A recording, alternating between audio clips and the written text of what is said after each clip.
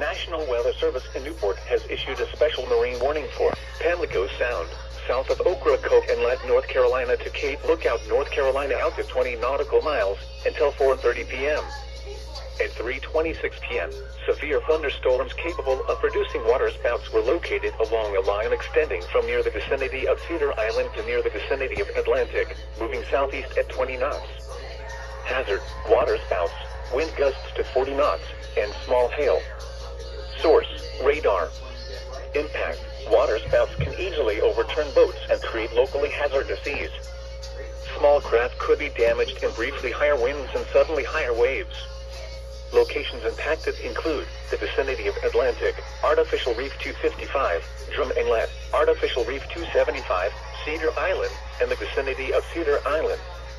Move to safe harbor until hazardous weather passes. Frequent lightning is occurring with these storms. If caught on the open water, stay below deck if possible. Keep away from ungrounded metal objects.